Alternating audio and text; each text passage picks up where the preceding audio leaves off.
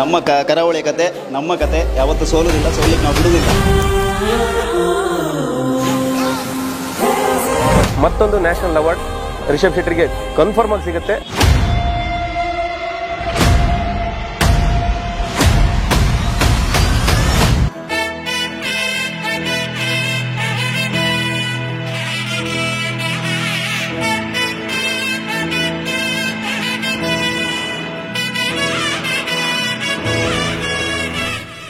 Thirty 40 minutes ಅಂತೂ ಮಸ್ತಾಗಿದೆ. ಮೈ ರೋಮ ನಿಲ್ತಾ ಇದೆ. So hats off Rishab sir.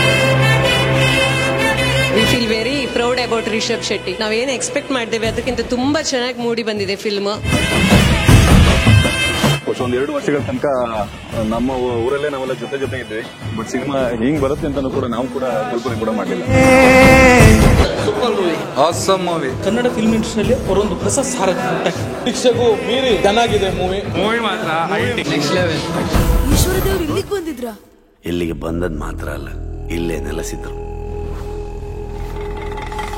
ಈಗ ಸಹ ಇದ್ದಾರಾ?